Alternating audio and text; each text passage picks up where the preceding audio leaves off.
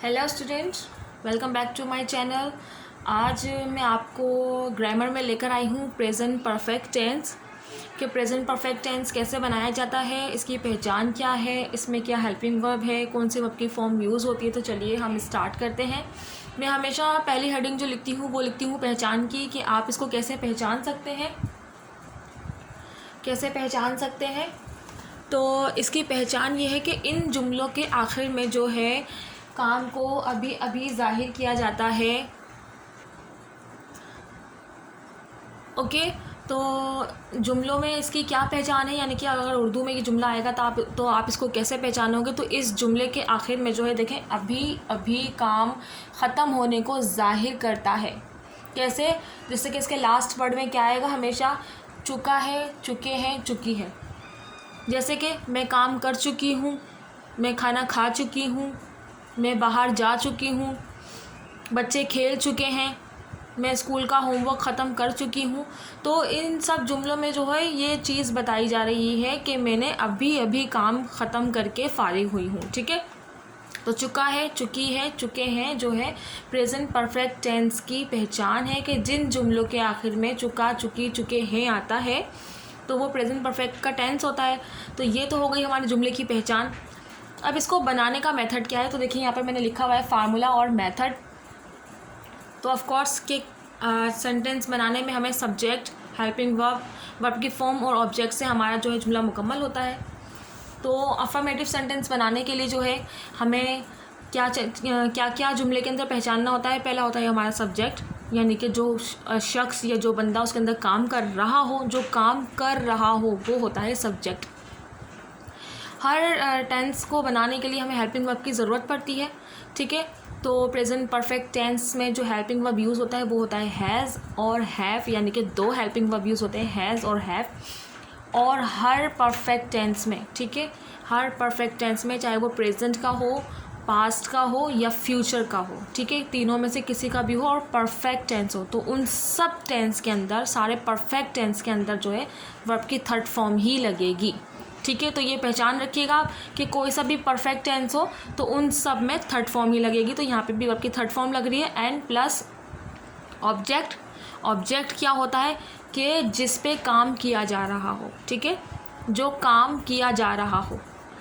तो ये हो गया हमारा अफर्मेटिव सेंटेंस। अच्छा देखिए, मैंने यहाँ पे नीचे लिखा हुआ है, आपको कैसे पता चलेगा कि हैज़ कब यूज़ करना है और हैव यूज़ कब करना है। तो मैंने लिखा हुआ है कि have use only I, we and you, यानी कि हैव जो है वो सिर्फ आई के साथ यूज़ होगा, वी के साथ यूज़ होगा एंड सिर्फ यू के साथ यूज़ होगा। ठीक है, इसके अलावा अगर इन तीनों के अलावा कोई और सब्जेक्ट अगर आपके पास आता है, जैसे ही, शी, कोई नेम्स, कोई एनिमल्स नेम या किसी प्लेस का नाम, तो आप हैज़ यूज़ करोगे। ओके, तो ये तो पता चल गया कि हैज़ और हैव कहाँ पे यूज़ किया जाएगा। अब हमारे पास सेकंड है कि हम नेगेटिव सेंटेंस कैसे बनाएंगे। तो हमेशा पता है कि इससे पहले सब्जेक्ट ही आता है, उसके बाद हेल्पिंग वर्ब ही लगेगा और हेल्पिंग वर्ब के साथ नॉट लग जाएगा, यानी कि अगर हैज़ होगा तो हैज़ नॉट, ठीक है, और अगर हैव होगा तो हैव नॉट, और आगे वही चीज़ है, वर्ब की third form and plus object, no changing, negative हो गया। इंट्रोगेटिव में कैसे करेंगे? इंट्रोगेटिव बनाते वक्त अगर हमें हेल्पिंग वर्ब यूज़ करते हैं सेंटेंस के अंदर बनाते वक्त, तो वही हेल्पिंग वर्ब हमारा स्टार्ट में आ जाता है। बिल्कुल हैज़, हैव स्टार्ट में आ गया, उसके बाद सब्जेक्ट, वर्ब की third form plus object, no changing आगे। ठीक है, इंट्रोगेटिव सेंटेंस क्वेश्चन मार्क लाजमी लगाना पड़ता है। ठीक है, क्वेश्चन मार्क लाजमी लगाया करें जब इंट्रोगेटिव सेंटेंस बनाएं। अच्छा जी, आज मैं आपको एक न्यू चीज़ जो है बताने जा रही हूँ, जो मैंने पीछे सेंटेंस में जो बनाए हैं मैंने नहीं बताई है, कि वो क्या कहलाता है, WH क्वेश्चंस। ठीक है, WH क्वेश्चंस, देखें यहाँ पे लिखा है मैंने WH क्वेश्चंस। और WH कौन से? जैसे वाई, व्हाट, व्हेन, वेयर, यानी कि क्यों, क्या, कब, कहाँ। ठीक है, तो जब ऐसे क्वेश्चंस भी होते हैं, जैसे कि सवाल पूछते हैं हम, तुम कब गए थे, तुम कहाँ गए थे, कहाँ जा रहे हो, तुमने क्या किया। तो ये देखिए, ये सारे जो हैं WH वाले हैं, कहाँ, क्यों, कैसे, इनको इंग्लिश में इसी तरीके से लिखा जाता है। तो जब ऐसे सेंटेंस अगर आपको आए कि उसमें क्यों, कहाँ, कैसे, कब का पूछा जाए, तो वो कहलाते हैं WH क्वेश्चंस। और सेंटेंस में जब उसको बनाते हैं तो कैसे बनाते हैं, तो देखिए, जो भी हो WH, यानी कि जो भी आपसे पूछ रहा है कहाँ, क्यों, कैसे, तो उसको आप स्टार्ट में लिख लोगे। ठीक है, उसके बाद हेल्पिंग वर्ब हैज़, हैव, उसके बाद सब्जेक्ट प्लस वर्ब की फॉर्म प्लस ऑब्जेक्ट, यानी कि देखिए कि जो इंट्रोगेटिव सेंटेंस है ना, यहाँ से लेके यहाँ तक ये पूरा ऐसे ही आएगा यहाँ पे। बस इससे पहले क्या लग जाएगा, WH का वर्ड, वैन, वॉट, वेयर, ठीक है, वाई, बस वो स्टार्ट में आ जाएगा और बाकी पूरा इंट्रोगेटिव सेंटेंस वाला सेंटेंस वैसे ही बनेगा।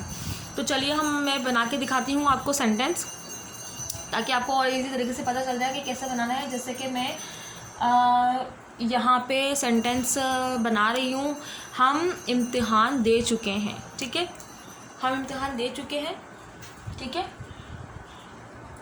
हम इम्तिहान दे चुके हैं, ठीक है, हम इम्तिहान दे चुके हैं।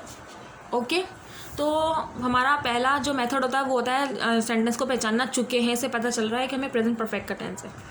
उसके बाद हम क्या करते हैं, जुमले के अंदर अपना सब्जेक्ट, अपना वर्ब, अपना ऑब्जेक्ट पहचानते हैं। तो हम पहचानते हैं अपना सब्जेक्ट, मैंने पहले बताया था जो काम कर रहा होता है, जो काम कर रहा होता है वो सब्जेक्ट कहलाता है। तो यहाँ पे हम इम्तिहान दे चुके हैं, तो यहाँ पे कौन काम कर रहा है, हम, ठीक है, तो ये हो गया हमारा सब्जेक्ट। इसके बाद है यहाँ पे काम क्या किया जा रहा है, देने का, दे चुके, देना, तो देने का काम किया जा रहा है, तो ये हो गया हमारा वर्ब, ठीक है। और यहाँ पे दिया क्या जा रहा है, यहाँ पे दिया जा रहा है इम्तिहान, ठीक है, तो जो चीज़ दी जा रही है वो हो गई ऑब्जेक्ट, तो ये हो गया हमारा ऑब्जेक्ट। तो सवाल में जो है सेंटेंस में जो है हमने सब पहचान लिया, अपना सब्जेक्ट भी पहचान लिया, अपना वर्ब भी पहचान लिया, अपना ऑब्जेक्ट भी पहचान लिया।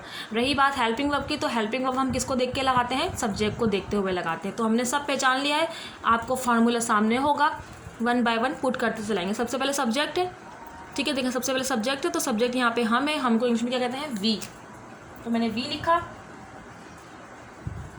ओके, मैंने वी लिखा, ये रहा, ठीक है, मैंने वी लिखा। उसके बाद क्या है, हेल्पिंग वर्ब है, हैज़ या है, वो मैं आपको बता चुकी हूँ कि वी के साथ क्या लगेगा, हैव लगेगा, तो वी हैव। उसके बाद हमारे पास क्या आ जाएगा, वर्ब आ जाएगा, वर्ब की थर्ड फॉर्म आ जाएगी, क्या चीज़ कर रहा है, देना, देने को कहते हैं, देने को कहते हैं टेक, ठीक है, देने को कहते हैं टेक। तो यहाँ पे वो इम्तिहान दे रहा है, टेक हो गया, और थर्ड फॉर्म टेक की क्या बनती है, टेकन, ठीक है, तो we have taken, we have taken. इसके बाद वो दे क्या रहा है, ठीक है, वी हैव टेकन इम्तिहान, आप एग्ज़ाम्स लिख सकते हैं, ठीक है, यहाँ पे क्या कहते हैं, टेस्ट भी लिख सकते हैं और एग्ज़ाम भी लिख सकते हैं, लेकिन इम्तिहान को हम लोग जो है वो एग्ज़ाम ही कहते हैं, तो यहाँ पे मैं एग्ज़ाम लिखती हूँ, we have taken an exam, ठीक है। अच्छा जी, यहाँ पे एन अगर आप बोलेंगे क्यों लगाया, तो देखें आपको क्या कहते हैं, वॉवेल्स वर्ड्स तो पता ही होंगे कि वॉवेल्स वर्ड से पहले हमेशा ए या एन लगता है, तो यहाँ पे वॉवेल्स यूज़ हो रहा है, इसलिए मैंने एन लगाया, तो ठीक है, we have taken an exam, हम इम्तिहान दे चुके हैं। अब हम बनाते हैं इसका नेगेटिव, ठीक है, तो इसका नेगेटिव में जस्ट मैं क्या करूँगी, पूरा सेंटेंस जस्ट ऐसे ही होगा, सिर्फ क्या चीज़ मुझे करनी होगी, मुझे अपने हेल्पिंग वर्ब के बाद बस नॉट लगाना है, ठीक है, तो we have not taken an exam. देखें मैंने कुछ भी नहीं किया, वी की जगह पे वी आ गया, टेकन से अगर आप देखें तो टेकन एन एग्ज़ाम जस्ट आ गया, हैव के बाद बस मैंने नॉट लगाया और ये बन गया मेरा नेगेटिव सेंटेंस। इंट्रोगेटिव में क्या करूँगी, इंट्रोगेटिव में जस्ट आपको जो आपका हेल्पिंग वर्ब है बस आप वो स्टार्ट में लिख दोगे, नॉट ख़त्म हो जाएगा, स्टार्ट में लिख दोगे, बाकी सब चीज़ें वैसे ही आ जाएंगी। जैसे मैंने हैव लिखा, उसके बाद we taken an exam and question mark, देखिए have we taken an exam. अब यहाँ पे एक चीज़ मैंने न्यू सिखाई है आपको, और वो क्या है, WH क्वेश्चंस। तो मैं इसी को जो है हम इम्तिहान दे चुके हैं को मैं क्वेश्चन में बना देती हूँ, हम इम्तिहान कब दे चुके हैं, क्यों दे चुके हैं, कहाँ दे चुके हैं, कुछ भी लगा दीजिए। तो मैं यहाँ पे जो है हम इम्तिहान दे चुके हैं, मैं ऐसा कर लेती हूँ, ठीक है, क्या हम इम्तिहान दे चुके हैं। तो देखें क्या हम इम्तिहान दे चुके हैं में तो क्या तो स्टार्ट में ही आ रहा है, तो इसलिए आप सोचें कहीं स्टार्ट में इसलिए लगा है, लेकिन जब बीच में भी अगर आपके जुमले के बीच में भी आ जाए हम इम्तिहान क्यों दे चुके हैं, जिससे कि मैं यहीं लिख देती हूँ उसके ऊपर, हम इम्तिहान क्यों दे चुके हैं,